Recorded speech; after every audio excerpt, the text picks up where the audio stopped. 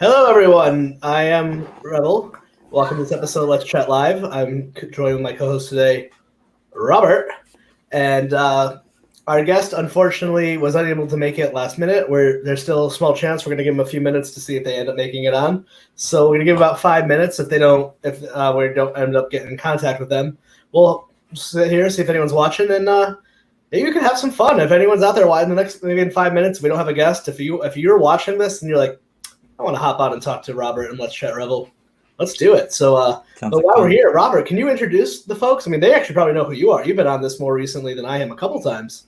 Yeah. No, I've gotten 2 in a row now. So, this has become my favorite thing to do on Tuesdays and Thursday nights. Oh, we already got a comment. Hey, it just says anyone on Facebook. If Facebook's a pain in the butt, if you mind just clicking, there's like a little link that says so we could. To show your name, if you want your name seen, just click that. I think it's just facebook.com/SteamYard. We'd love to see who you are.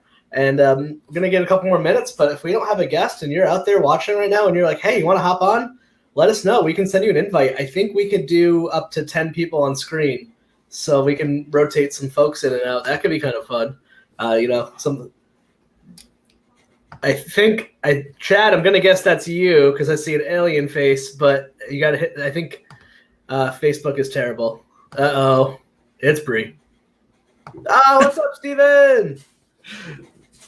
Oh, we all gotta hide. It's Bree.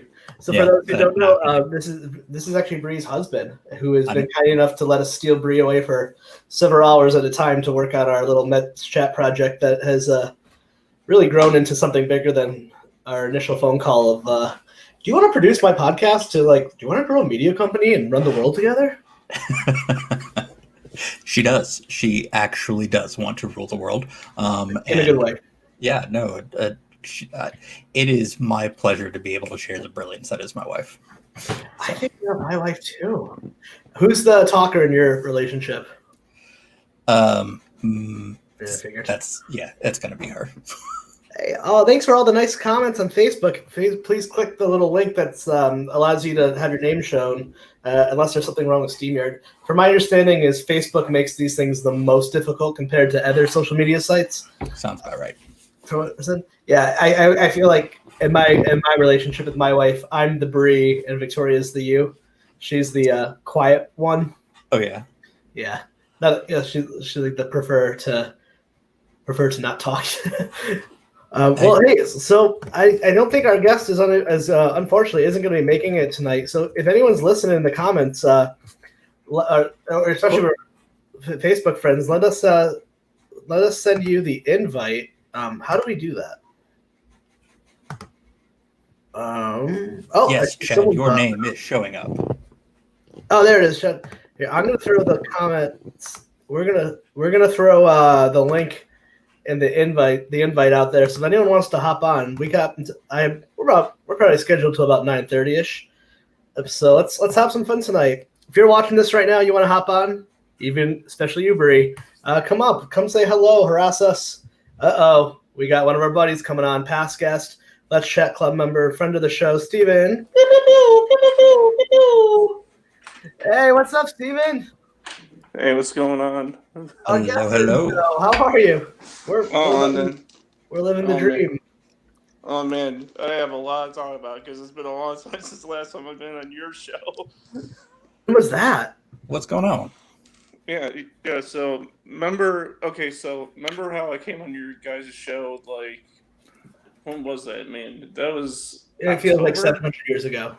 Yeah, that's how it feels. It's so long ago, but. Remember how I basically tell you how I was getting a new job and it was big news and I overhyped it and whatever. Oh, I remember getting a job. Congrats.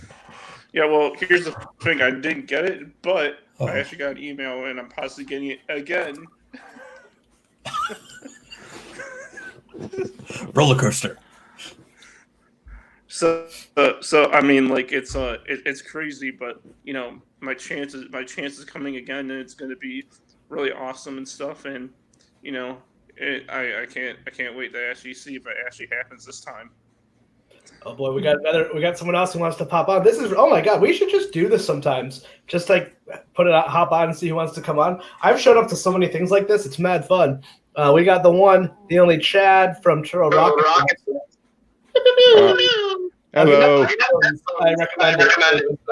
Echo. I don't have headphones. If I'm doing a weird echo, just kick me off. I'm sorry. Oh no, you're fine. You're fine. fine. We'll give it an echo. I'll give it a second. Oh man, actually, virtually meet you.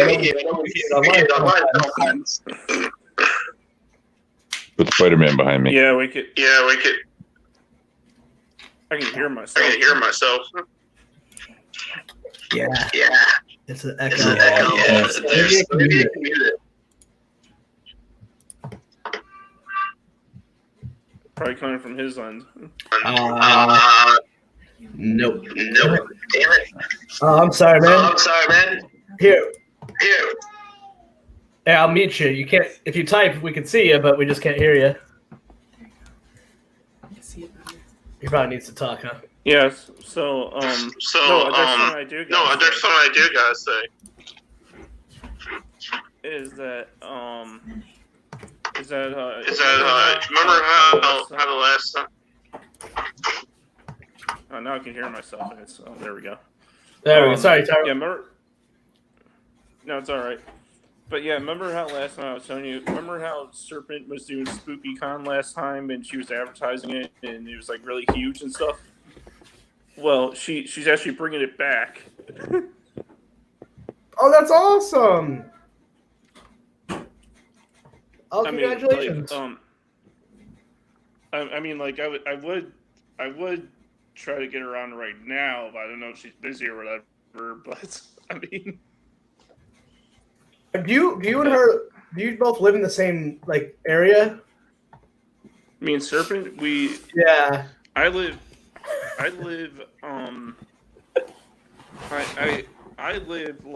and probably a few hours away from where Serpent lives, but where Serpent lives, I've been to a lot in my childhood. I mean, because I used to have relatives who used to live in the same town she lives in, so. Sorry to be eating on camera. It was I just had to put the kiddo to bed and ran in here. It's like, I gotta eat or else I'm gonna get sick. I want to ask you guys something because the cyber type bite in me has to do it. Let's turn the tables around. So obviously you're from Rhode Island, right, Revel? Mm-hmm. Is it true that Rhode Island's so small that welcome to Rhode Island? Thanks for coming to Rhode Island. And Chad's also Rhode Island based as well. It's I think yes. If you were to go outside of the island part of our state, like Newport and the East Bay, if you go from Providence, which is coastal, from Providence to westerly, the Connecticut border is 40 minutes. And Robert's shaking his head. I know you're. I don't see him still. Oh, sorry. Yeah, I gotta take it off. Damn it. We love Chad. He's the man. But yeah, it's. Have either of you ever been here before? Yeah. To Rhode Island. Yeah. I never been to Rhode Island personally. I mean, I was almost going to go to Maine last year for. When I was doing Adventure Time guys back in the day, I was going to go to Maine for a panel at this convention called the Great Falls Comic Expo, which is ran by the guy whose name is Ben Santos, and he runs a website called Cosplay Convention Center, which is a website where people can submit cons on there, and basically every con that happens in every state pretty much is listed on that website. Oh, wonderful! Hey. Thank you guys for popping on to say hello. Our guest actually it just popped on, so we're gonna bring the guest on. Yeah. Let me change that. Steve and Chad, great to see you guys. Our guest just hopped onto our StreamYard, so we're gonna take you off and we'll bring on Beth. Beth, I hope you can hear us. I can't tell. I don't remember how StreamYard works. Okay, so we're gonna bring you on live. All right.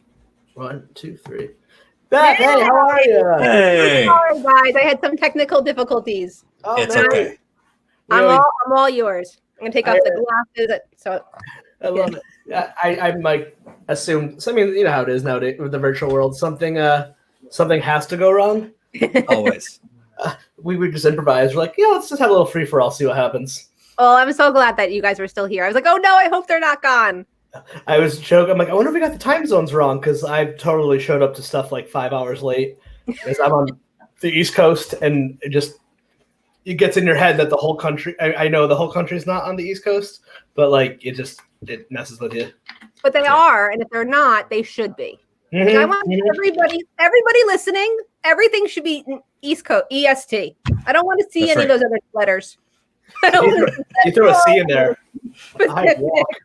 I'm done. Yeah. No, in the real world, when there's not, global pandemic going on, I do a lot of live event production, and I deal with artists from all around the world, and trying to navigate time zones is just the absolute worst. Oh my goodness, that sounds terrible. Yeah. I can't even. Oh my, especially once you get like New Zealand, Australia, that kind of stuff. It's just like No, that's when you just email.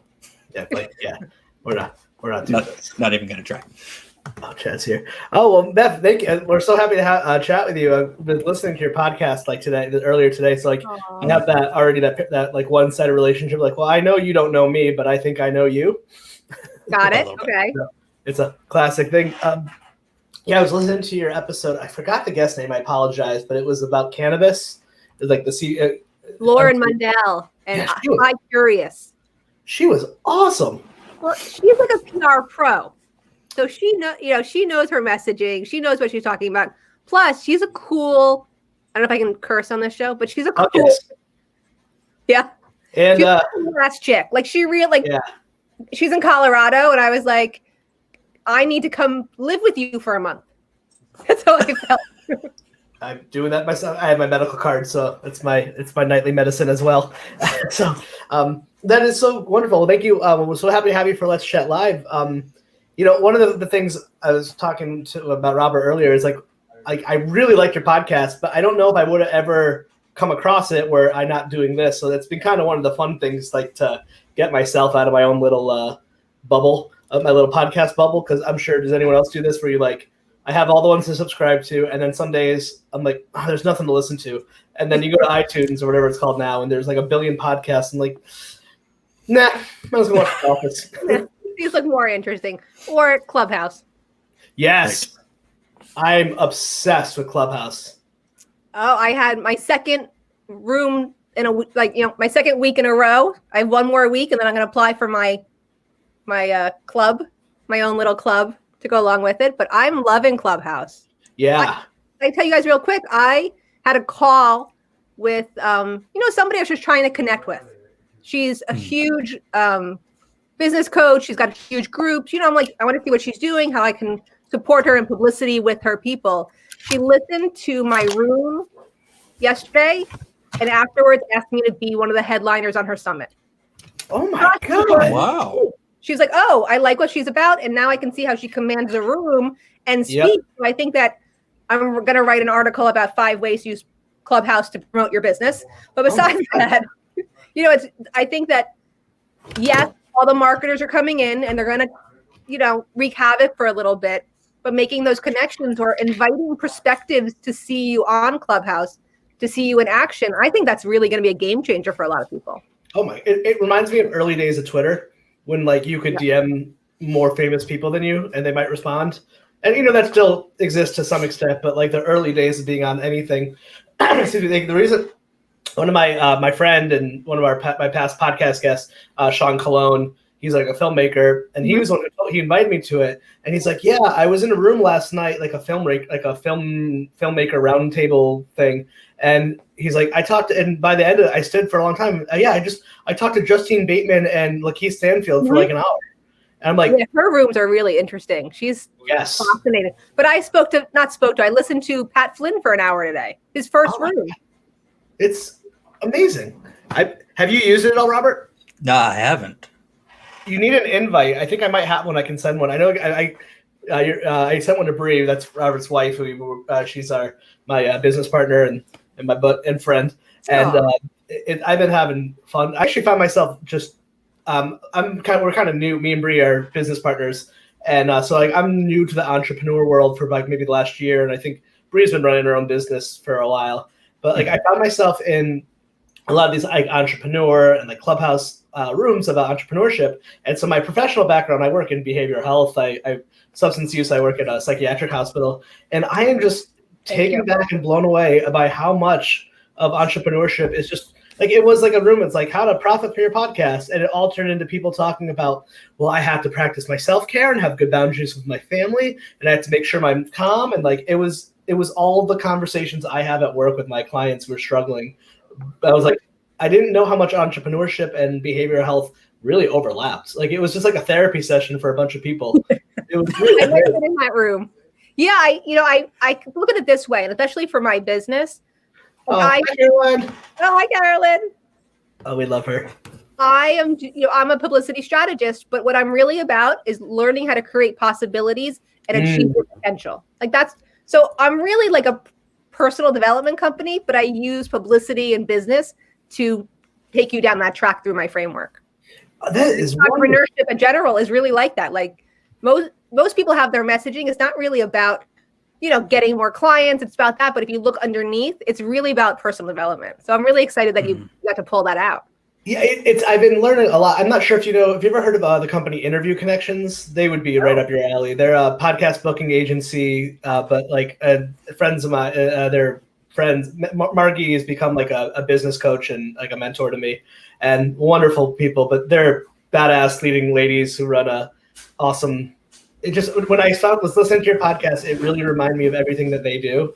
I was like, oh yeah, you need to know each other. That's my brain. I'm constantly like, connect us, definitely. And that brings up a good point about podcasting. What I was doing over Christmas, I took a little time off, sort of. What I did was I researched 10 podcast placement companies and called them to get on their podcasting list. So, So I did that in September, like when I first started. And for my second season, guys, I have huge people coming on only because it's going through podcast placement places. I never would have gotten them on my own. Oh, that's incredible. That's awesome. It's so fun. Yeah, all about the hacks. Podcasting is such an interesting world. I started mine in 2013 and have gotten some pretty great people, but all by what we were talking about earlier. Early days of Twitter, early days of just being online and interacting in communities, and then that it builds. And I've seen your guest list too. It's pretty incredible. So and it steamrolls. It just steamrolls so fast out of somewhere you're like, what? And podcasting is so different than the other mediums where I always call it like the golf of what people are doing, because like you're not going to get big numbers, but they don't mean it's like 100, like a thousand views on YouTube is like equal to like 100 podcast downloads. But with 100 podcast downloads, that's like an engaged listener for an hour in your ear. Where YouTube and video stuff where you get bigger numbers is more passive, which it's not bad. It's just you have to like understand. People like, I didn't get 20,000 downloads. Like, yeah, you're not going to. You're not Joe Rogan. But if you get like, if one person listened to you for an hour, that's invaluable. And hopefully you'll get to the point where people are doing more than one. That's better. Right. I hope so. Well, today was my 20th episode. And you crossed the barrier. Yeah. That's the big number, they say. Like, a lot of people don't want to talk to you until you hit 20, because a lot of people pod fade. People start podcasts, they do, and it's fine. The people start and they quit. So like a lot of industry people, like they know, like the bigger people, there's people don't want. A lot of people won't even look at you or talk to you, or like, because like, why invest your time? And so I've been guest on podcasts that the podcast folded before the episode came out. Really? And then you're like, I'm in it for the long haul. I'm actually recorded right now up to April 1st. Wow. So I'm booking my next season. But guys, what I did in October was I just interviewed people for like 3 weeks. Yep. Because like you, I love doing that. Yeah, and it was allowing me to avoid doing marketing and other stuff for my business. And I was just doing the stuff that I really enjoy. But that's why I have a Brie. I need my own Brie. I need my own number two. But what I appreciate what you're saying, and I've heard that a lot lately, like the people I have on. But honestly, these are the people that are my friends, my online business friends. And some of them, like Megan Murphy was this week. I don't know if you guys know Megan, but she's the content director of Women's Day. She was the editor of Good Housekeeping. She's a Today Show contributor. She's on Ryan and Kelly all the time. She had liked one of my guests' post on Instagram, and I was there when she liked it. So I love that. DM'd her.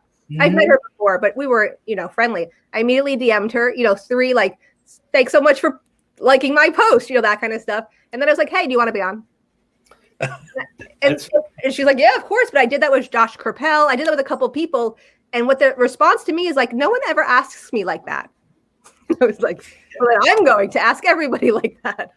Oh my god! I've one of my favorite experiences. I'm a huge at the time he was on the show iZombie, Rahul Kohli, for this is their live podcast, but my audio podcast I started before all this. Let's Chat with Chris Revel. I went to PR. I did everything right. I did all those things. Didn't hear anything. Didn't expect anything. I DM'd him on Twitter, and he's like, "Are you free in an hour?" I was like, "Yes, yes, I am." And it was just like one of those moments where you got to ask 1,000 people. It's just like sometimes you have to go. And I do err on caution with that. Like, I think you have to know your good boundaries and being respectful of people and stuff like that, which I obviously think you know what you're doing. Some people get a little, don't be a creep. Make things easy and don't be creepy. Mm-hmm. Oh, that's so being fun. cute's going to help you through that. Well, I'm actually an ex-TV producer. Oh, so you can teach us a lot of stuff. So I always say BC, before children. I worked for Jay Leno at The Tonight Show. I worked for MTV. I worked for NBC. But that was like before the internet. So, I know we're here for your business, but what era MTV were we talking here? 1995. So it's this Matt Pinfield. Is he there yet? That was there, but I did like Beach House, Todd Ullman's House of Style. Beach House with House of Style with Daisy Fuente. And Todd Ullman and Movie Awards. And I'm thinking that was like Tom Hanks. That was the Forrest Gump year. Yep. That was First Mission year. Like that all, yeah. Real World's just starting around that time. Yep. So my last episode, I tell a couple stories from that period of my life. Well, when I was cool. I was listening to that. I was telling Chris, my wife and I were folding laundry, and we were listening to the Megan Murphy episode. So I enjoyed that. Oh, Chad, I haven't got any feedback. So thank you, Robert, so much. It was such a pleasure to be with her. She's phenomenal. Oh my God. I want to hear more about the work it was like working for Jay Leno. I've never met him, but I know he has a house in Newport, but I've actually heard nothing but like good. I was a huge Conan fan when I was much younger and kind of got wrapped up in that stuff before. I always like to say this is before I lived with my parents, so I didn't understand like things cost money. Like I would call a band to sell out, like, how dare you sign to a major label? Meanwhile, I haven't paid for anything in my entire life. But I've heard actually like nothing but wonderful things about working for him from like friends and people I know who have like interned or gone through his studios throughout the years. Yeah, I'll tell you the quick story. So I was a junior in college. I'm at the Comedy Store in LA, and he comes on. He came in to practice or to try out some stuff. Looking back, like I must have been. Everyone else in the room must have been 40 because I was 20. Like that kind of thing. Right. So he's like, "Hey, girls, what are you doing here?" I'm like, "We're on spring break." And he's like, "What's your major?" My major at that time was corporate communications. And he says to me, "What are you going to do with that?" And I said, "I'm going to work for you one day, and then you're going to work for me." And he stopped. I had such balls at 18. And he came up to me after the show. He gave me his card. And the next day I went to the studio. He was like, "You want the job?" I said, "Yes." He said, "Great." It was like that easy. And I hung out with him a lot. He's just as phenomenal. And like I said, with Megan on the postings I said about her today, he is everything you want him to be. He is loving and polite and genius and hysterical. And my dad's into cars, so I think that was my in with him. Yeah. So I knew a lot about cars. I could have that conversation. But it's all about asking, no matter who's in front of you, to help you achieve the goal that you want to get to. And that's what I teach, and that's what my personal development a lot is about.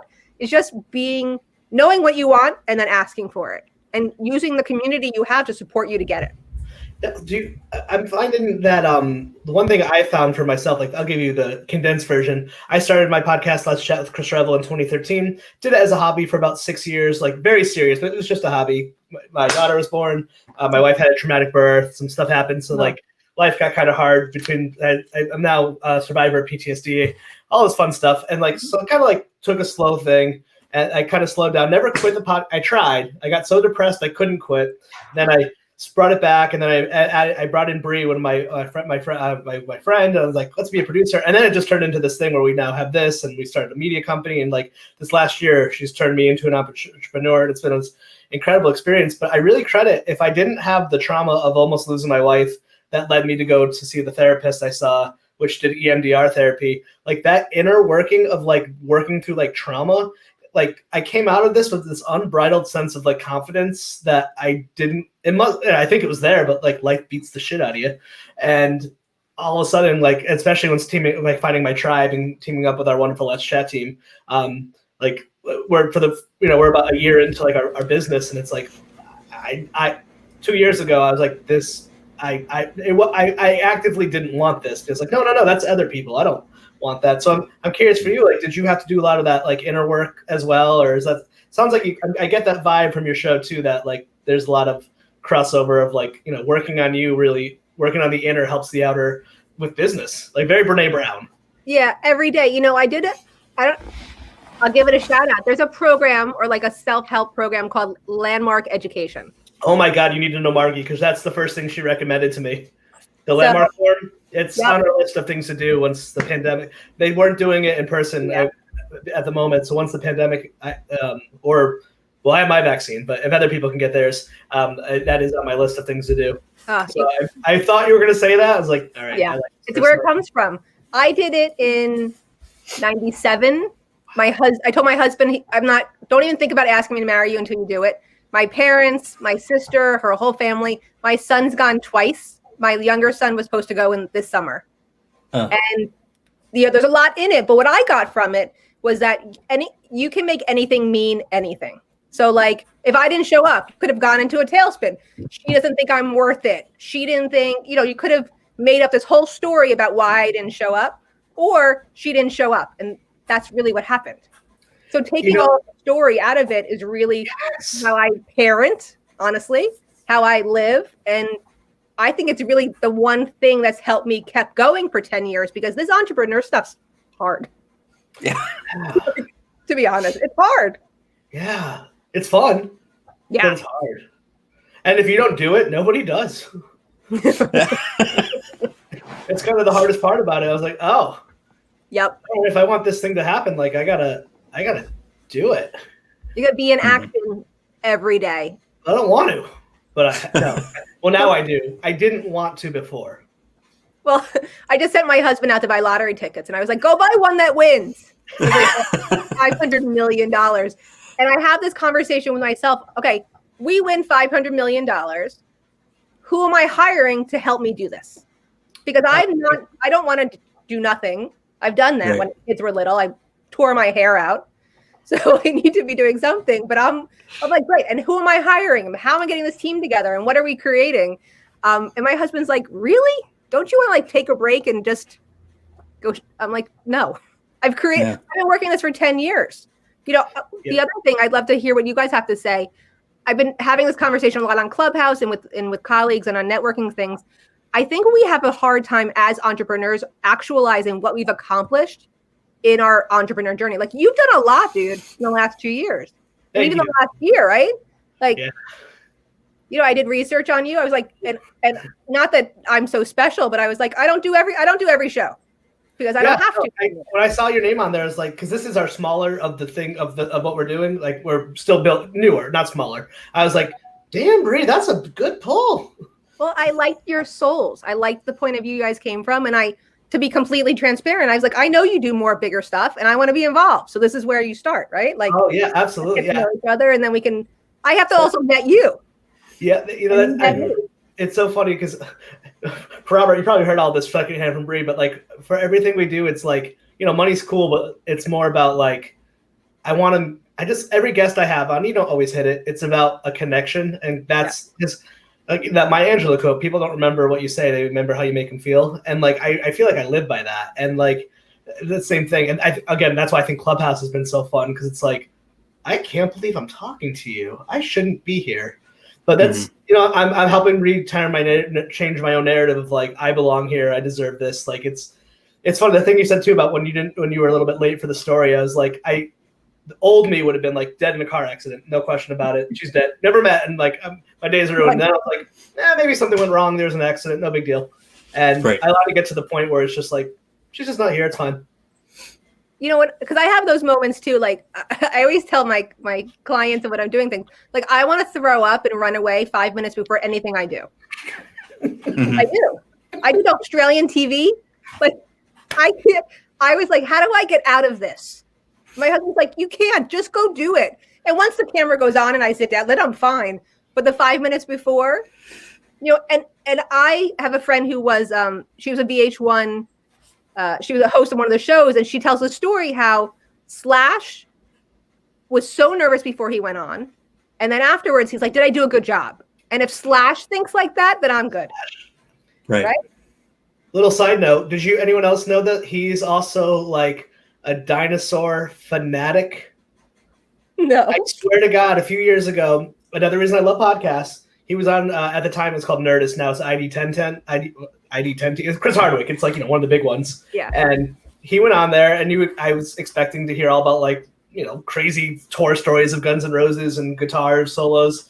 And he talked about his lifelong obsessions with dinosaurs, and how he used that to travel the world in Guns N' Roses to befriend. Like he nerded out about paleontologists the way I would about like musicians. That's amazing. Those moments. I love that. Right. Like he's talking about like pteranodons and stuff like dinosaur nerds I had never heard of. I want to know that I have a almost 4-year-old, so that's why my dinosaur knowledge is top key right now. Yeah, prime time for that. Yeah, a couple more years, like I don't know, Ultrasaurus Rex, is that a thing anymore? I don't know. Yeah, my 6-year-old knows how to pronounce all of them a lot better than I do. It's so funny too, and you're like, a lot's changed in science since I was a child. Like that doesn't look like what I learned. Just you guys wait. My kids are 16 and 18. Just you guys wait. Oh my God. I'll wait. Yeah, I think I'll wait. I got some time. Robert got 2. Yeah. No, the homework gets harder and you stop doing it. So yeah. I was talking to my wife the other day. I'm like, you know, college isn't going to be around when Felicity's in school, so let's not even bother with that. Let's just put some money towards something else. Go live 4 years, do whatever you want. Well, my son's playing lacrosse in college. That's awesome. So we've been working on that since he was 7. That is awesome. Get there, but yeah, I agree with like, and I feel I'm like, how is college going to look in September? But yeah, I think that it's on its way out. We'll see what happens in 10 years. Yeah, 14 years. You're wrong. It will definitely look different. Oh my God. Are we okay? Are you? Can we still talk about the MTV stuff? You have no idea my obsession with that era of like MTV. Oh, Robert, what did I do? Ricky Rocket, was it Headbanger Ball? Oh, yep, I was all what was her name? Kennedy was there. Yes. And what I did for MTV, I got to party a lot. That was actually awesome. You were at MTV at like before it became the more corporate version, like any company. Like, videos. Yeah. Yeah, you actually played actual music. Right. TRL. I like celebrities or new musicians in the hallways, CDs everywhere. I went to every club in the city at night, PBGBs, and my goal back then was to date a B-list celebrity. So I was having a very good time in the city. Thank God. Thank God, no cell phones. There's not a lot of photos. Yeah, because and your kid's like, sure thing, Mom. I'm like, all right, that's cool. Well, that was my idea for the first podcast. I wanted it to be called When I Was Cool. And that people would come on and tell their stories about when they thought were the coolest. And then I was going to have my kids like rate it. That's a good, you should keep that in your back pocket. I was about to say, that sounds like a good time. I actually think I'm coolest now. Isn't that weird? The older I've gotten, the cooler I felt. I think I'm getting to 50, and I think I'm going to feel really cool in my 50s. 50's like, yeah. Yeah.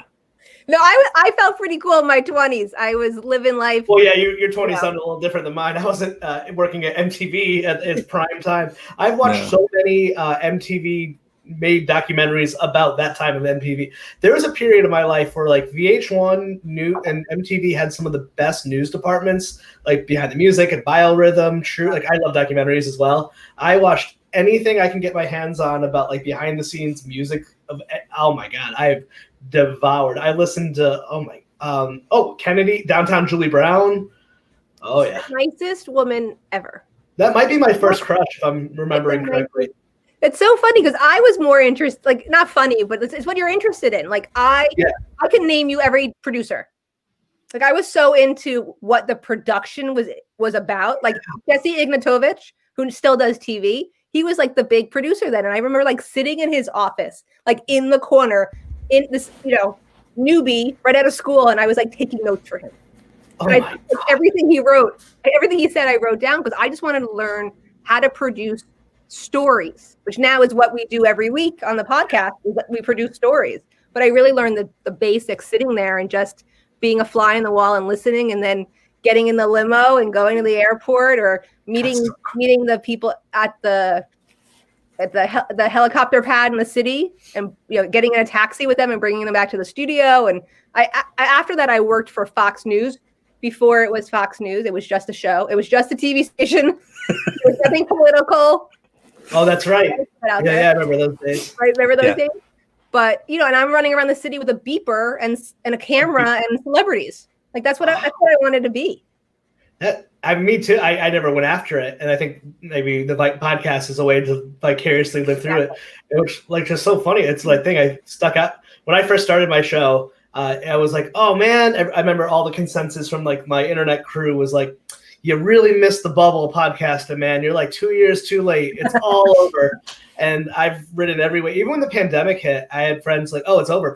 The industry is over. We're going to lose 20% of downloads. I'm like, put me on a desert island. The first thing I'm doing is I'm going to figure a way to interview Wilson. So like, I'm not stopping. So I don't care. You reference Wilson? I'm in. I'm so in on you now. So let me ask you this question then. What do you think's the next iteration? Because everybody and their mother has a podcasting program, right? Mm-hmm. I'm actually teaching a how to podcast program to influencers. Somebody asked me just to talk about it for 20 minutes.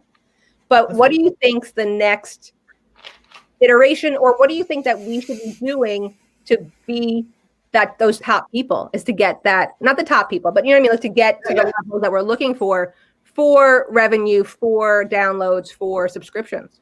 Oh, that's a really interesting question, because I read about this stuff obsessively. I took in a class through PRX as well. That was one of the moments where I kind of learned. I think podcasting, it's just a whole different ballgame, where at least people at my level, where I take the old music adage of you don't need 1 million fans. You just need 10,000 people to give you $100 a month. And that's kind of what I was like.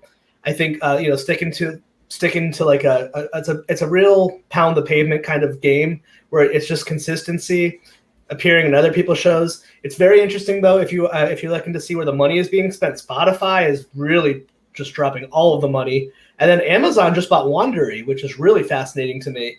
See Amazon kind of come into the way, because Amazon's pretty known for just kind of grabbing stuff just because it's there and not really doing anything with it. I think Spotify is really the future. I think I would love to see it get to a point where maybe we can like do more subscription based, where like everyone does like 50 episodes, and then Spotify. I truthfully wish like Spotify would pay us money for every view, even if it's 34 cents. I'll take it. Right. Like I think we might get some collective power in that sense. I think that would be really interesting. Honestly, getting subscriptions, it's just consistency, having a good personality, and getting your face in front of so many other people. Just getting your face in front of anyone, be on a Clubhouse, just engaging in communities. Like, and if that's not your natural personality, that's fine. Find someone who can do it with you. I'm a big fan of figuring out, like, I know what I'm really, I've learned how to do everything in the industry, and now I know what I'm really good at, and I know what I'm really bad at, and that's where Bree came in, and then I was like, oh, our powers combined, we can make a really great thing that has had more reach than I ever expected, to be quite honest. So what are you really good at? I'm really good at interviewing, booking guests. I think I'm very confident in my interviewing skills, very good at guest booking. I think I'm really confident in kind of leveraging, getting visibility and things that don't like unintentional marketing. I've been able to put my face in front of people and places that I'm still like, I felt good doing it, but it was like, you would have to pay a lot of money to be there, and I got to do it for completely free by just being like an engaged member of the community and a nice person, and just someone took notice of me and like kind of leverage situations. And I'm very good at, I think one of the things I find myself is I'm very good at connecting people. Like whenever I meet anyone, I'm like, all right, who do you need to know? Who you need to know? Like Bree and I met on Twitter like 5 years ago, just talking about pizza. And then we just became internet friends. And then, 5 years later, now she's my business partner. But I remember her when your daughter was born, Robert. I remember her. My daughter was born, Bree sent us a present, and that always meant so much to us. And then when your daughter was born, we sent you something, and then we became like friends. But it was never for any other reason than just friendships. I think that's the stuff I find myself being good at, more like the face of the company. What about you? I'm curious about you. I feel the same way. I'm really good at connecting. I think that I read people really well, and I can see where you want to go, and I can take you there. Yep. I think that's from being an extrovert. Like what the pandemic taught me is like I'm a huge extrovert. I knew that, but at home I'm kind of introverted. So I'm working on being more extroverted that way. But I love talking to people. I love having conversation, and I'm curious. So if like in the conversation, I'm coming to it as a fan because I am, and figuring out those places and those little, what's the right word for it? Those little nuances that'll get you to open up and then get you to have that real honest conversation, like enable you to forget we're recording and just have that conversation. Because after the podcast, when somebody says to me, I've never told that story to anybody before. Thank you for letting me share it. I just got the chills. Like there's a friend of mine that's on, I think she's the second or third episode, Renee. She had a child at 17. She never told anybody, and she told us on the podcast. Wow. And then that I was like, oh, I can make that happen. I can create that safe space for somebody to really express themselves. And her business and brand has exploded, and all her people want is more of that. And she's like, oh. So I think, and the other side of that, I'm really good at business. I've been doing this online thing for 10 years. I know what I'm talking about. So I'd like to be able to lend that to my colleagues and to my community to be able to move everybody forward. Because I'm like, we need to do this together. I wish I had a business partner. I wish I had a Brie. Maybe I'll steal. No, I'm talking. I guarantee you should talk to her. We're big fan of teaming up. Yeah, creating the space to have that opportunity to really level up everybody around you. Yeah, we're big believers in that. It's just then finding like somebody like you where I'm like, oh, we can level up together and we can contribute in the same way. But I think you need to be a connector if you're an entrepreneur. Yes. You can't live in a vacuum. My background in behavioral health has made like what I think are conversations that are extremely normal to people aren't. So I've talked to so many people on my podcast, and somehow they start talking about how they were molested as a child. And that I talk about that every single day at work. Or one time I got to interview Benny Horowitz, who played drums in the Gaslight Anthem, which is like one of my favorite bands, like huge band. And it just was like an hour-long therapy session. We didn't even talk about music. I didn't even get to geek out about how like he did my favorite Phil Ellis song. It was just like, can EMDR help me figure out how to get over my fear of elevators? And when I was like, it just fell out of him, and I was like, the same thing, that like being uncomfortable, being comfortable in an uncomfortable space is something I've gotten used to. Because like, to me, once you literally talk someone down a ledge, like this is nothing. It's like, whatever, it's awkward. I'll live. Like, this is not like death. Because I like to have those conversations. Like I'm a PTSD survivor also, and I've had EMDR, so I know exactly. Really? Yeah. A friend of mine does it, and I had like 3 traumatic events in 8 months happen to my family, and I just couldn't deal. Oh, yeah. On the outside, I looked like everything was fine. I can't even tell you how many times people said to me, "You're blowing up. It's amazing. I can't believe what you're doing." And meantime, I like literally was getting up, sending the kids to school, and getting back into bed. And when they got home, I would get out again. Oh my God. The worst is like, I laugh at it now, but I remember like, I would be like, before you know that you have something wrong with you, because you never know until you feel better. Like I would just be driving, and then I would just be somewhere. I'd have no idea how I got there, and my face was just covered in tears. And I'm like, why was I living in that place? It's like time travel, but the bad kind. Yeah, I'm with you. I actually had like something like that in December happen to me. I'm ready to level up. What I'm putting out this year is a whole different level of support and a whole different level of entrepreneurship that I'm at, but I had to go through it. I had to like get on my calls with my girls, be like, I can't do this anymore. Somebody hire me. This isn't going to work. And then I just got the chills. And then when those same women started showing up for me, and hand to God, my girlfriend lives 40 minutes away. I've never met her in person. It's on like a networking group. She drove to my house the next morning. It was like, I'm here for you. I could cry right now. I'm here for you. I could too. You know us, Beth. Come on. But that snapped me out of it. And then That's awesome. Realizing other people were checking in. Are you okay? Do you want to talk about it? And then, like a week later, and I got to talk to the girls again. I'm like, I'm good. We're up. Let's go. And it was just because I needed those people. I needed somebody to show me they were going to show up for me and not want something from me. Yeah. Because we're in the business of giving, right? I'm always giving. And they just wanted to give me, and being able to recognize that allowed me the space to create the possibility of my potential. And then I can't wait to, in the next month, everyone will see what I'm putting out there.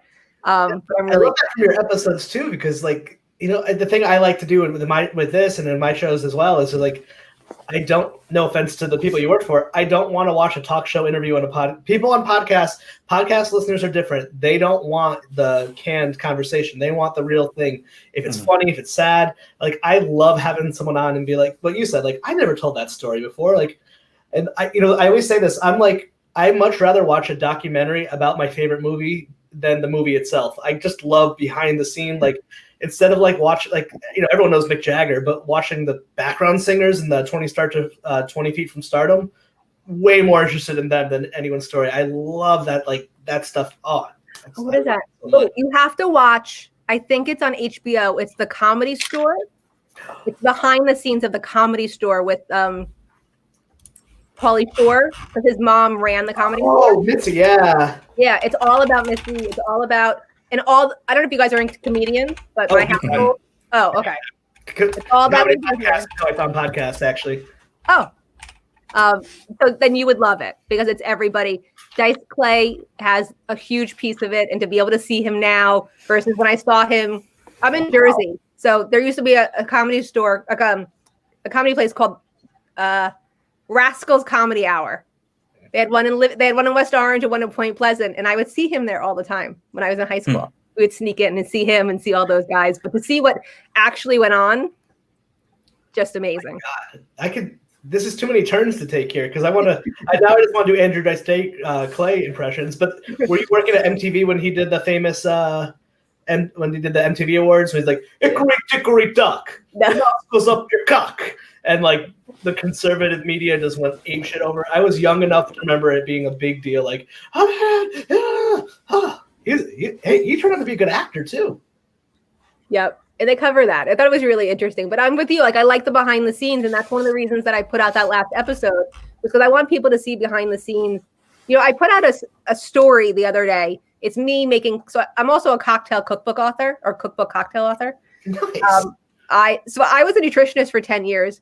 And I had an idea for a cookbook. I was like, I don't do sugar very well. So I was making these cocktails. I was in my house having a party, of course. And my friends were like, these are the best cocktails. You should make them. And I was like, this is a cocktail book.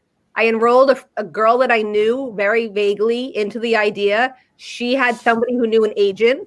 And we got published in 18 months later, we were published. Wow. Yeah, it was it was a good idea. It's all about a good idea. My therapist always says to me, he's like, I'm just here to figure out what I can get away with. And I'm starting to have that too. Yeah, because I just thought I wanted stability my whole life. And I did, but then stability was taken away from all of us in last year.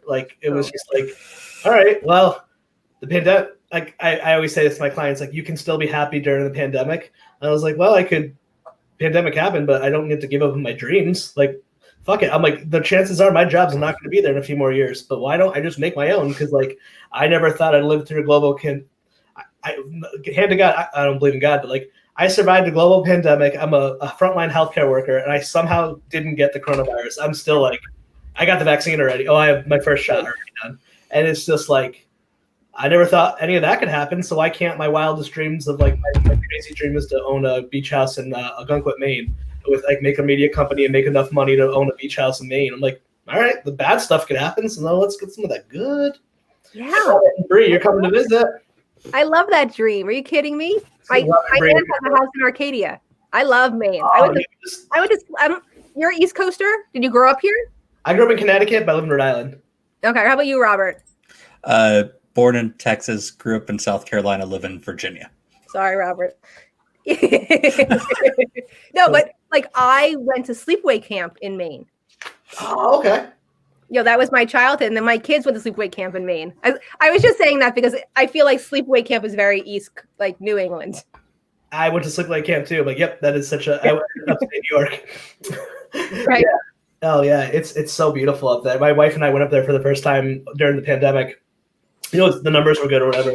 And we got a place on the water, and my wife had a lobster roll. It was pretty. But I love that dream for you. And I love that it's not about achieving a certain degree as an entrepreneur, but it's more of what you can create from being an entrepreneur. Yeah. And I'm now like, it went from dream to like goal to like, okay, we're working towards that. Cause like everything else can be paid for, and then have all of our friends and family come hang out. Like one of the things Bree and I talk about when we have enough money, we really want to make sure we give back to our wonderful team we work with. I was like, give it a few years. We're going to rent a house in the Outer Banks, North Carolina, invite the entire Let's Chat crew.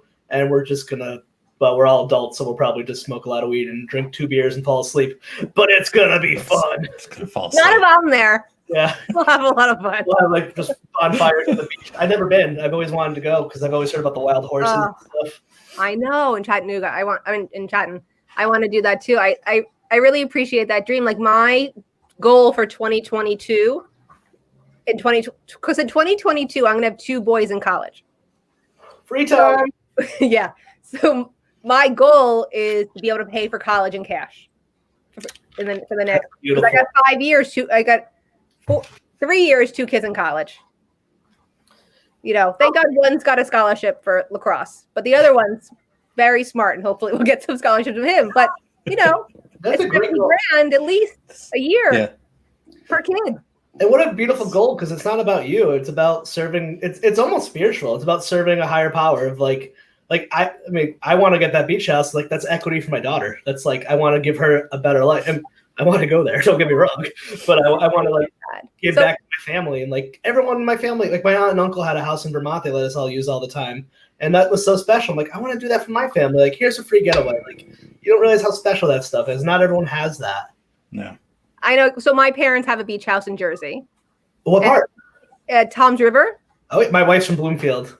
Oh, well, I'm in Livingston, which is like 2 towns over from Bloomfield. Oh, no way. Yeah, I'm right here. West Orange, Livingston. Yep. Oh, but, yeah. So when you say that, that's how I grew up. My parents bought the house when I was 8. Of course, they sent me to sleepaway camp for 5 years after that, and they had the house to themselves every summer. No, And my brother and sister went away too. But besides that, everything you're talking about is exactly how I feel about that beach house. Your daughter is so lucky and so blessed to have you. I like her. To have that is just, and for me, and just like as a parent to a parent, it's going to keep her close. Yes. I don't want to. With the pandemic, I'm like right now. I'm like, get away. I mean, Rob and I were just talking about our kids. We're like, oh my god, you don't have to listen to everything. Else. Just listen to me. But I'm very aware of that. It's that moment of like you're aware that you're going to look back at these days, but also like, I just need to survive today. I can't imagine. Like I'm still like, don't you want to hang out with me? And they're like, no. We've hung out with you for 2 hours. We're going back to our rooms and video games. Yep. And my son's starting a podcast. So that's what's really cool. That's so cool. That's cool. Do your kids TikTok? No. The social media called TikTok is so fun. Yeah, I watched it. I don't really get it, to be completely honest, but I'm not very good at it. My older one is really into sports and comedy. So he's I'm going to say it wrong. Patreon? Did I say it right? Patreon. You got it right. That's what he's doing. Not watching TikTok. What's Patreon? Right? Is that like the Patreon? It's like the where people pay you money. That site? Yeah. We have one of those. Oh yeah. Your son makes comedy too? Yeah. He won't let me listen to it. But stand up or sketch? I don't know. I know he writes stuff down, and he's actually really he comes up with really good stuff. He's awesome. He always says to me, if I'm ever going to do stand up, you're not going to know. So I don't know. We'll see. But anyway, there's a freedom to that. Like I think when you start your podcast, like when I started my show, like I knew my parents would listen to a couple, and then you do things long enough, people in your life kind of check out, and there's a freedom to that. We get to see a puppy. My dogs were fighting. Oh no! We're pro puppy. I got a 12-month. I have a 12-year-old pit bull and a 8-month-old pit bull, and the 12-year-old is still pissed that he's in the house. Oh, because he's just jealous. Sounds about right. He's super jealous, but now they're making out. So Oh my goodness. I think they're okay. Okay. Anyway, let's get back to podcasting. I liked what I really liked about your podcast too is like within like seconds, like your mission statement was right there. I liked your music, but like I like to think that I have a real. I'm pretty confident I have a real eye for talent. We developed this thing called Let's Chat Club, and part of that is like we like to think of it as like the way I like to look at it is almost like the UCB of like let's find all the young podcast talent now. We have like a membership fee, a lot like what you're doing with it. Your work too is like our business model, and like. Some people don't pop, but like I now listen to so many podcasts I would never listen to from like trying to explore and figure it out. And plenty of them are, and that's fine. They're not good, but within like seconds, yours is like, yep. I knew, you probably know in like 2 minutes if you're going to listen to a whole episode. Like I interview people for this and I don't always get through the whole episode. I'm like, I know who it is. I'll figure it out. But I was like, this is like really good. I'm super interested in this. Guys. I'm going to keep listening. I saw you had a Hilfiger on there too, and I secretly love the MTV show Rich Girls. I don't know if you were working at MTV at that time. But I know it. Yeah, it's terrible, but I wanted loved it. To be them. But Ginny Wolfinger is a phenom. Like she is the most amazing woman on her own right, brilliant. And she really explained in the podcast how designers go from like an idea to actually making the clothes. It was like, it was so exciting. And then since you were not teenage girls, I'll just tell you, but there was an ad called Tommy Girl when Tommy Girl jeans came out, and I think I was in high school, maybe college at that point, and that was everything, and she was the brains behind it. So for me, I just got chills. Like for me, she's like my Beyonce. Wow. Yo, yeah, that's awesome. And she was. How did I get to her? I think she found me, to be honest. Yeah, I think she found me. But, most of them is just reaching out, and it was, I had seen that she was working with Messi, and I commented on a post, and then her people followed up and found my podcast, and she came on, and she was also so sweet, because she lives in South Orange, which is a town away from me. She sent my kids clothes. Like, what yeah. They wear them all the time, the Messi clothes, because that's what she's working on. But, the people that are surrounding us, they just want us to be successful.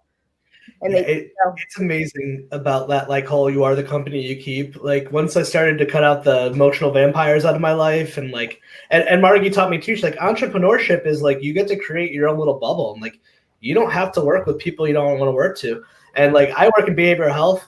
I love my clients. Like that's the best part. The stuff that sucks is all the corporate bullshit. Yeah. Like insurance companies, like give me like a 55-year-old woman with BPD or someone with schizophrenia or someone who's trying to take their life. I love them. Those people are the nicest people you're ever going to meet. Like people, especially I work in outpatients, so people are coming out of the hospital. They're really just there and vulnerable. That stuff's fun. Like that's what I want to be around. But then you have to deal with like the suits. You're like, oh my God. Oh, they're so lucky to have you, because I can imagine being in pain and you're the one I get to talk to. Oh, thank you. I That's so nice. It's one of the flip side is I'm trying like hell to get out of there. I'm like, I'm done with healthcare. But yeah, there's something I think I understand. I wish more people could have the opportunity to like meet more people in recovery, because the human spirit can go through anything. And every day I get to see like people like, in my role, like I have to work with both the victim and the perpetrator sometimes. Wow. So like, I have to work with people who've done the bad thing. And thankfully when I'm working with them, it's because they want a path to redemption and to make things right. And it's, sometimes when you watch the news and you're like, oh no, we're all going to die. It's like, there's a lot of good people out there and a lot of people that are lost. There are a lot of people that are lost. And I think having these conversations like we're having and being able to have those conversations about your trauma and about that I really wanted to quit and my friends kept me going, and that it gives permission to other people to be vulnerable and have those conversations. Like I feel like a lot on Clubhouse, especially in the rooms where it's all women, that's all they're talking about. Thank God we have a safe space. Thank God we can have a conversation. Of course, in the background, I'm like, can we please talk about action and how we're going to make money? So, yes, of course. I love that too. Some male energy too.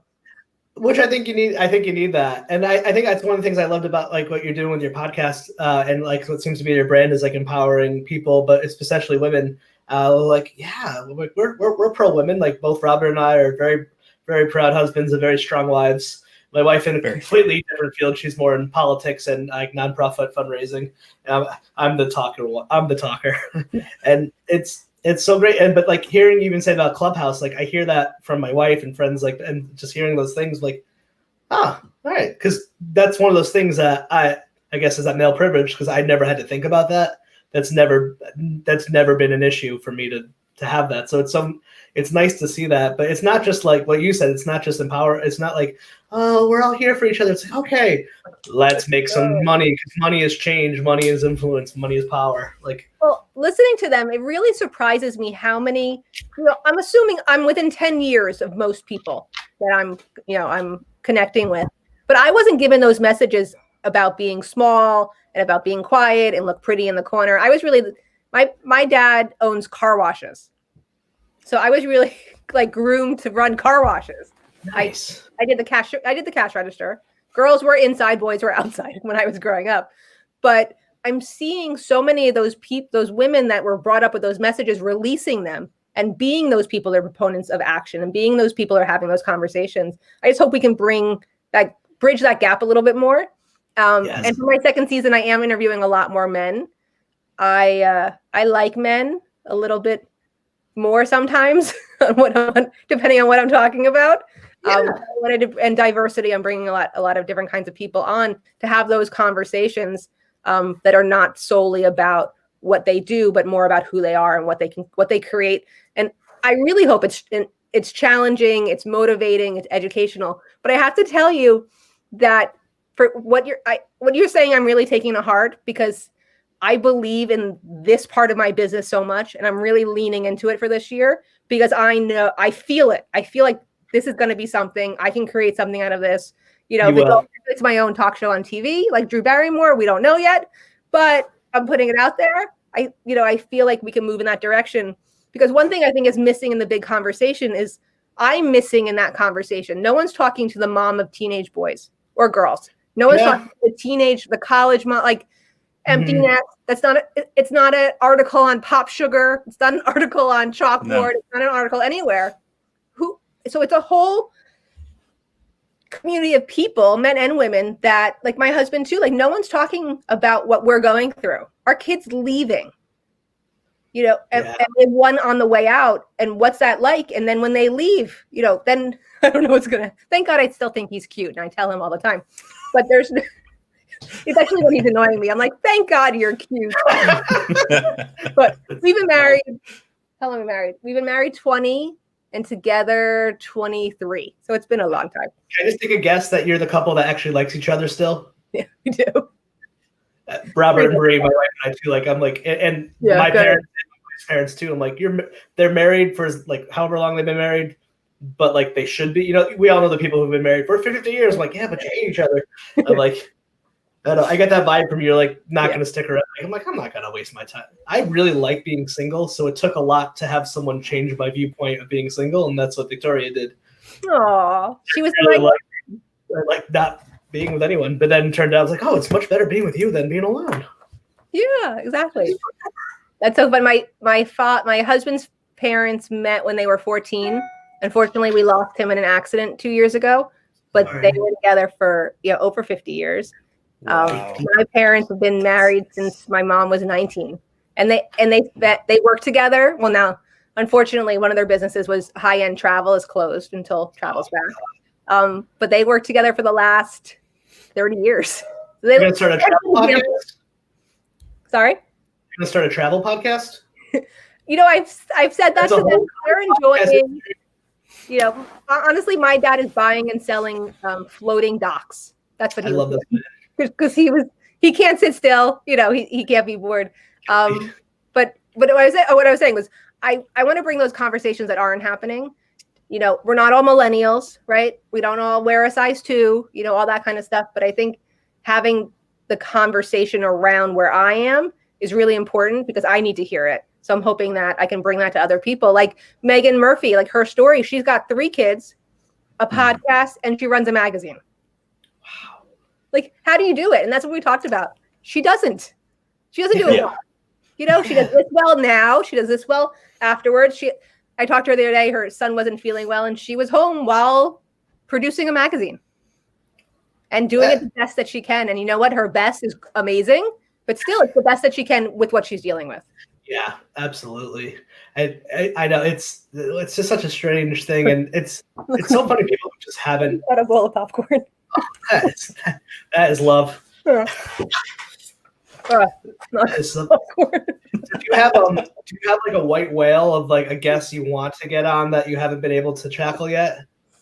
Yes, I do. I'm working on it. Who's you're like I gotta get so Dave Meltzer. Oh, I know that name. Dave Meltzer's a big guy in marketing. He does. He actually just came out with the course this year. He's doing some other stuff. He was a sports marketing guy. He was like Tom Cruise in that movie. Jerry Maguire. Yeah, he's like the Jerry Maguire kind of guy, but he's really into metaphysics and that kind of stuff. He does Facebook Lives. He's huge in his industry. He does Facebook Lives, and he's like, "Here's my phone number. Nobody ever texts me. Nobody ever calls me. Guess what? I text him every Tuesday at 11 o'clock now. Hey, Dave, how you doing? What's going on with you?" So I'm 2 people into his organization to see if I can get him on. That is wonderful. So I'm thinking, like, I want the 3rd season. I want like celebs. I want DJ Tanner. I'm working on her right now. From Full House? Candace Cameron Burr. Mm-hmm. She's got because what I want to focus on is entrepreneurial celebrities. She's got, I think, an exercise line. Yeah. Mm-hmm. So she'd be pretty proud. Would be amazing. She was on Drew Barrymore this morning. I'm watching Drew a lot because I want to be on. So I'm trying to figure out how to get my angle in there. I do that all the time too. It's like I want this guest, but I have to get 7 people before I feel like I can ask until I can get into, because I started at 0 of like knowing no one. So that's been always my thing. I have that belief if I can get a message to someone and if I can put a name that they'll know, I don't know why. I think I could do it. You know, you're not always right, but just that belief that you can. It's kind of a high, right? Booking is really fun. I've sniped people for like 4 years and just waiting for my moment. I was like, all right, one of these days where it's like waiting for the passion project. That's always the key. Wait till they have a passion project. When I got one of my early successes, I got to interview Michael Price, who is a writer for The Simpsons, like my favorite show. He was doing the 1st season of F is for Family with Bill Burr, Netflix famous. Oh my God. Him and Mandel, I can talk about that forever.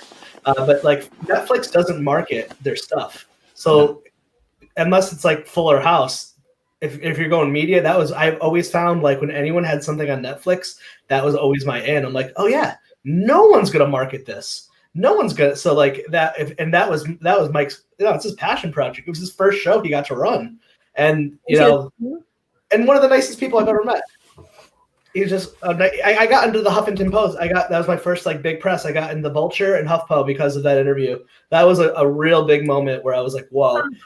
And then Mark Hershon, your son should know his name. He's a big comedy writer. He writes for a lot of the podcast reviews for Vulture and Huffington Post. Just really great guy, big in our podcast and comedy industry. I was so touched that he wrote about me. I invited him on my show, and that wasn't for any other reason than like, thank you for like putting my name in Huffington Post to show my parents because they know what that is. That's amazing. Yeah. And I want to ask you, who do you want to get for this season? Do you do seasons? I know I keep talking about seasons. I've been thinking about that. It was weekly for a long time. Then it was a couple weeks, but we're gonna until I'm putting more of my energy other places monthly. Let's see, who was our big guest? I know Bree and I are working on getting Chris Carrabba from Dashboard Confessional. I think that might happen. I think the one that the dream for me, I've actually still been too afraid to do it, is Conan O'Brien. He's just meant so much to me. I'm just an obsessive Simpsons fan. I'm such a huge fan of him as a comedian. I love him, especially now his podcast is like, I fall out of my chair laughing, listen to it. Like, I feel like I know him. I've been too afraid to make the ask. It's still just too much. It's just too like, You know what it is? What if he says yes? Yeah, okay, let's talk about it, babe. What is he? Yeah, you can take the popcorn. What if he says yes? Yeah, I'm still having that with it. So that's like my back pocket. Like that for Mark Maron, that was Lauren Michaels for a long time. Yeah, so that was a great episode. Yeah, those were great. And I got to have those moments. So I think Conan's that's one of my top dogs of like. Okay, so like this makes my brain work. So what seeds can you start planting so that you can start making that happen in the next 6 months? Oh, what? Here's the killer. I have the contact. I mean, just like PR people. Okay. Let's see. And this is what I want you to do. I literally want you to pick up your phone right now and leave them a voicemail. They're not going to answer. Leave them a voicemail. I'm going to call that right after I'm writing this down. Boy, the chills. That to me means something's happening. And one of the great things, I'm showing it in my little notebook. If you can see it, it's called Conan. That's I'm going to ask you. I'm going to text you tomorrow. Yeah, I will do that. I really will. And yeah, I know people who know him. Like, it's not like that. Or I can fix 6 people to get a message in front of him.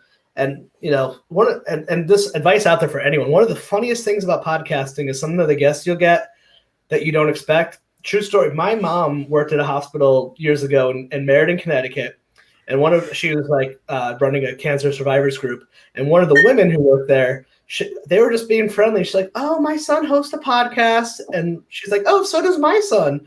So my mom's like, "Have you ever heard of Hollywood Handbook?" And that's like a really big like podcast in our like comedy world. I'm like, "Yeah, well, I work with Sean's mom, and I think he ended up being basically my mom set me up with a podcast play date with this guy who was working on, and at the time he was writing on The Grinder with Rob Lowe.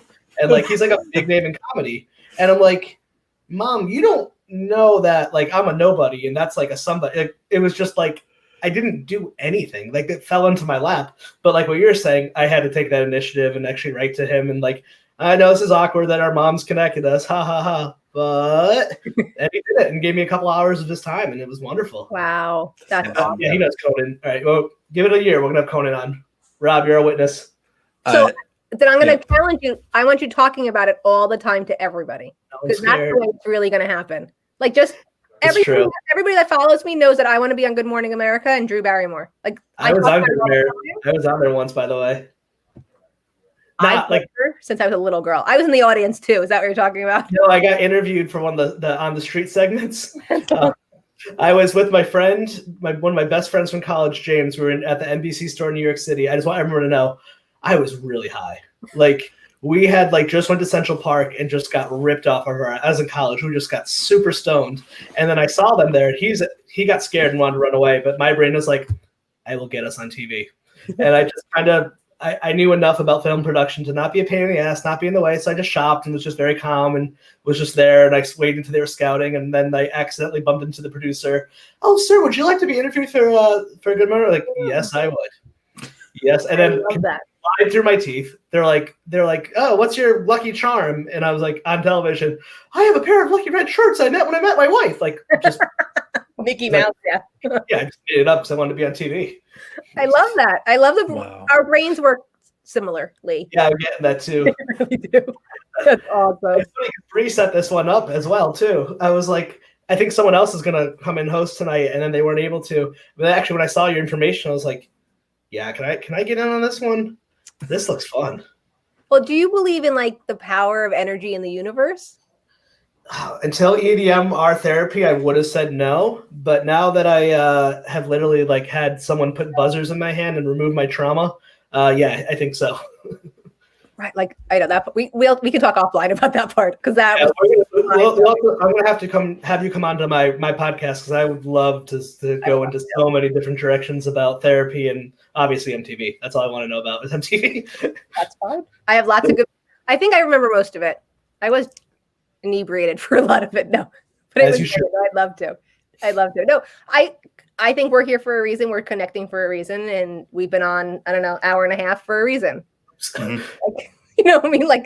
That's just that's the way my life works, and I lean into that because that's guiding light.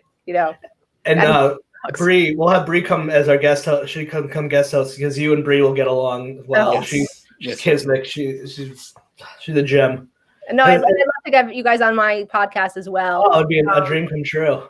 I'm doing a couple of different things this year. One of the things I'm doing, and I'd love to, is I'm doing. So the podcast is Behind the Spotlight. Where I take your favorite entrepreneur off a pedestal and onto a bar stool next to you. I love that line, by the way. I have to say, I just took a class this last year about whoever. Oh, great watch so far. Thank you. If you click the little button on Facebook to let Steam ride, we could see who that was. But thank you so much. And we spent a whole class literally just about your bio and how important those words are. And within one sentence, it's like, I know exactly what your podcast is, and I want in. I love it. Thank you so much. I worked on that really, and I teach a lot about those bios and about doing that kind of stuff. So much work to write so little. I never knew that. So I'm adding this added feature, and I'm calling it Behind the TV Spotlight. And I'm having people like Megan, and next week we have America's life coach, Stefan Lovegrove, come on. And this is exactly what I say to them. I'm like, welcome to Behind the TV Spotlight. Please tell us about your first and latest TV experience. And they walk us through what it's actually like to show up at a studio and go at a stage and talk to the host and talk to the and be in the audience and realize the studio's this big. It's not this expansive big, But I think demystifying what it's like to actually be on TV in studio is something that I always wanted to learn about, and I know that my audience is going to really like it. Absolutely. That story is so great because it just shows you that not only are you a quick thinker, but you take an opportunity. It was like, here, do you want to be on TV? Go ahead. And most people would say no. Like my friend ran away. I was like, not today, James. It says a lot about who you are. That's me. Bless you. Were you? I don't know if you were been in the know of the days of Fuse. Was that your era? The short-lived. It was a music station. Yeah, it was more like in the alternative music scene. One of my friends, Stephen Smith, was. He had Stephen's Untitled Rock show. He would be someone that he was probably a generation after you, but he would be another person that you would like. He's a podcast guest that I'm happy. I grew up watching him, and it's weird that we're Facebook friends now, and we message you, and we can just message each other. But people are just people. But it's always funny that the ones that I trip up over the most are never the ones that anyone ever expects. It's always the writer or the character actor or I talked to the creator of Darkwing Duck, which is I loved as a kid. Yeah, exactly. Yeah. And I was like, oh my God, you made my favorite cartoon as a child. And then I've talked to celebrities, and it's like, hey man, how's it going? Want to hang out later? No big deal. But it's something about pre-childhood people. I still have that. Oh my God. I was like that way. I met Kevin Smith, the director. Oh my God. Exactly. And he was so when I worked at The Tonight Show, I became the green room intern. So I'd bring them stuff, bring them to the bathroom. I tell this whole story. The short version is I took Rita Wilson to the bathroom, and on the way back, we were having a heart-to-heart, and she's holding my hand, and the whole time I'm thinking, I hope you washed your hands. That's what Kevin Smith's another one on my bucket list of people to have on. He's very hard. I used to see him all the time because he's from Jersey, and when we go on the shore, we see him. But I learned at The Tonight Show, everyone's nervous before they go on camera. Everyone puts their pants on. But when you come in contact with the people who have made a significant difference in your life, I'm with you. It's I listen to so many of his and what's so unique to podcasting is that parasocial relationship that you build with people. I feel closer to podcast hosts who aren't famous than I do to movie stars now. Tom Cruise, oh, that's cool, but I don't know, WTF Mark Maron. I feel like I know Mark. When his girlfriend died, I was in tears. I was like, oh my God, Mark's got to be hurting right now. And he hurts so much anyway. No. So you saw Bert Kreischer's Netflix show, In the Wood? I haven't seen it, but I have friends who, if you don't know him, are friends with there's a great podcast called The Unwritable Rant, and they're David is one of the producers, a huge podcast mentor, and to me, and he literally taught me how to book, and him and his wife, they were the first people I met who booked celebrities. And they had Bert on at the time where it was how the hell did you get Bert on your show? And now they're friends with all those people. I'm going to make a list of people that you're going to need to know. Oh, I am very excited because if I can have anything Bert Kreischer and my name together, then I will be cool. Oh, that probably. Yeah. they rip their shirts off and they tell Bert Kreischer jokes. Your kids do that? They love it, because he's always with his shirt off, and he's like, Oh, yeah. they're like, who am I being? Like that kind And of as a thing. Southern guy, it means a lot. To be honest, it sounds kind of weird, but it instills a lot of confidence for like people like who look more like me. Or No, like, but I look love like the comedians that have like that different point of view. Like there's a female comedian. I want her name starts with, I can't remember it. I can see her, really short hair. She had breast cancer, and she had a mastectomy. I love her. I love everything about her. I love she took her shirt off on TV. Oh yeah, my wife and I got to see her here in Providence a few years ago, and it was like, you've ever laughed so hard it hurts, and then like I actually was like thought at one point like, I think I'm gonna stop breathing. I can't stop laughing, but she doesn't change her Affleck. She had this whole joke about, we're in Providence. She's like, she had her whole hour. It was amazing, and then her closer, she does that on a special, is that the joke is that the Indigo Girls are backstage and they're going to come out and play. And then she's like, no, that's stupid. They're not going to be here. She'd go off. All right, ladies and gentlemen, the Indigo, and it wasn't funny, but like by time 7, 8, 9, and 10 around, I actually fell out of my chair. I was laughing so hard because like you like actually start to think the Indigo Girls are going to show up. Oh yeah, she was going to come to Providence, and I was trying to get an in-person interview with her, and then COVID ruined everything. It Yeah. really did. Microbiglia is another I'd one. love to learn a little bit more about you too. And where do you fit into all of this? We've been like monopolizing the conversation. Oh, and that's fine. As Chris said, in my relationship, I am the listener, so I enjoy just participating in the discussion by being here. So sweet. Yeah. You're so sweet. I love you guys. How come I haven't found you before now? I don't know. We were hiding. Actually, this is the first time Robert and I have ever done anything together. Yeah. Oh, Like I'm we've honored. talked whenever we FaceTime. When I get to we FaceTime with our kid. I'll FaceTime with their kids sometimes when Bree and I are doing meetings, and I teach your daughter how to make fart noises. Yeah, she does that. Thanks. You're welcome. I'm that kind of friend. Yeah. Teenage boy, I understand. Yeah, and and we've actually, none of us, Robert and Bree and I, none of us have ever, and then actually no one on the Let's Chat team has ever met in real life. We're in all different parts of the country, and we just added someone on in Canada. None of us have ever met. Bree and I have never been in the same state, but like we talk every single day. Yeah, my team Yes. too.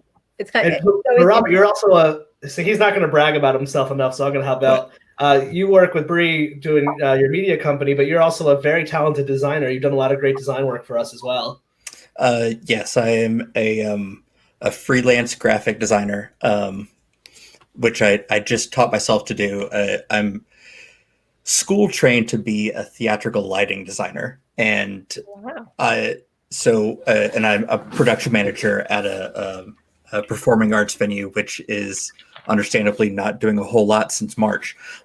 So I've diversified my skills a little bit, and yeah, just branch out and have some fun.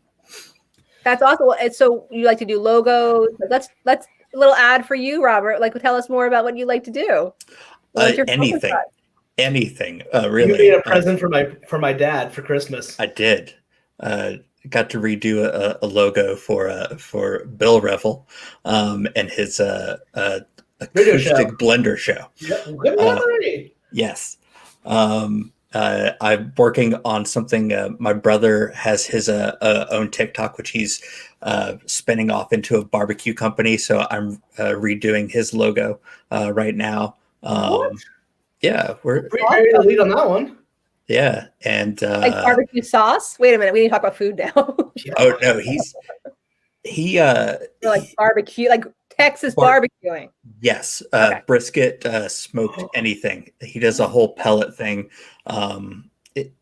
Chicken, brisket, ribs. He likes to send me pictures of food, which is really mean because he's 3 states away. That's awesome. My husband, I got him for Hanukkah last year, a smoker. So with the pellets and the whole shebang, but we're not. Yep. So I want offline. Tell me the company so I can follow your brother-in-law.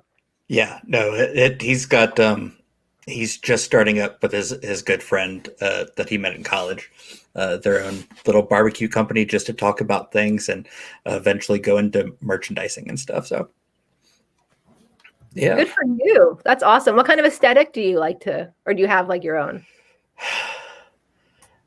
My aesthetic is usually clean, and I don't like to jumble.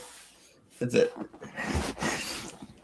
more messy something looks, the harder it is for me to really get drawn into it. So I'm all about clean lines, single color, or just as simple as it can be is what I like.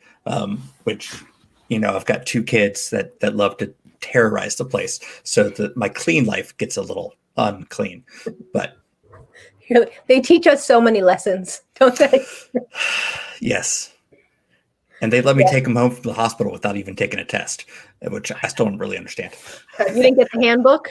No. I remember that feeling too. I'm My like, daughter, what do I do? I gotta bring my daughter. She was in the NICU for a week, and then we had to go home. I was like, wait, what? So like we had that little cushion of like a week before we had to go home. It was still scary for different reasons, but just it was that weird thing of like, I don't know what to do with this thing. No. I don't even make my own bed. How do I raise a human?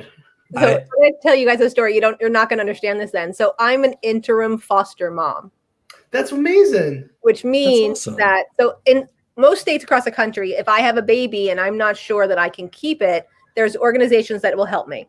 And what happens is the baby that gets given to a family for 3 to 5 days, and depending on what happens, either the baby can go back to the mom or the baby gets adopted out. Mm-hmm. So I am that place the baby gets to go for 3 to 5 days to just take care of him and just be part of their journey to where they're going to be, and to be a part of that. Yeah, most people don't get it. They're like, aren't you done with babies long time ago? I'm like, yeah, but I get to be a part of somebody else's baby or somebody else's family being formed.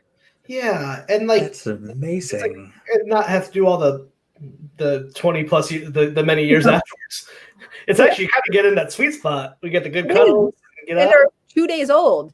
And the reason I bring it up is because what my purpose of bringing it up is anybody listening that might be interested in doing something like that for their community, to being able to give back really good hands-on, because all of us show up, not all of us, a lot of us give money, or we show up at events, or we used to go to black tie galas. This is a different way to really be connected to your community and give back in a tangible way. So if anybody's listening that wants more information, please DM me, because my goal is to have 5 new men or women families across the country, not New Jersey, because I've done a lot of people in New Jersey, but other states, to be able to get into those programs to help those families. It's really important.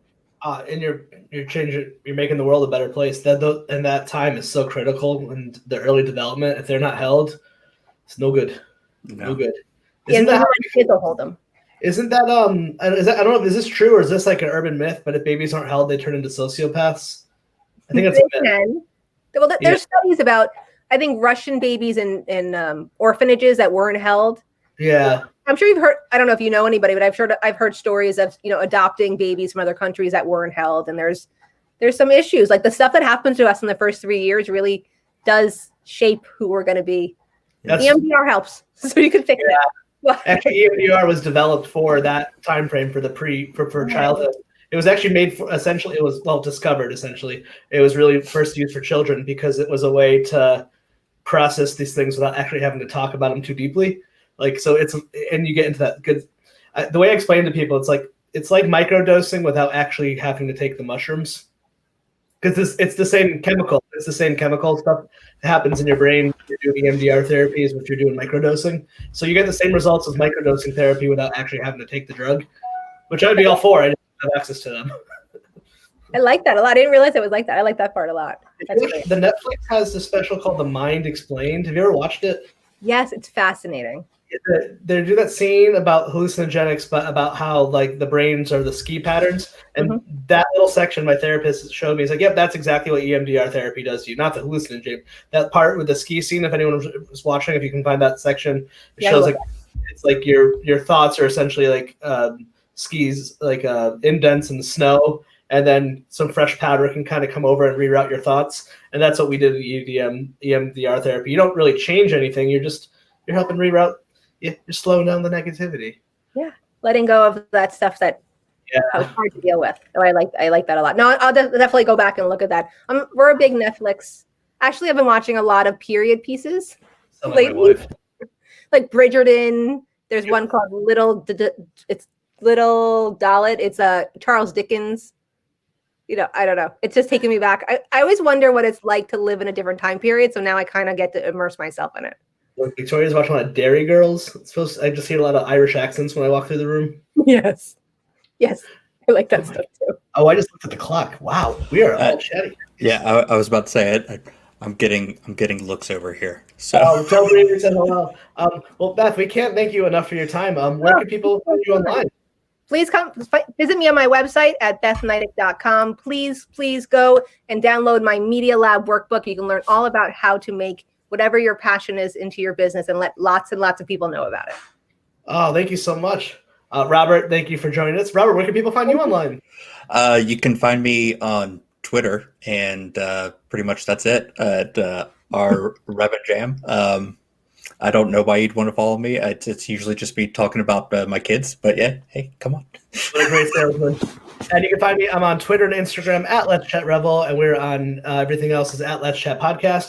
We made everything easy for you. Just go to letschatpodcast.net, where you can find about everything that I'm doing, Let's Chat team, and our wonderful club. And thanks everyone for joining us tonight. Thank you.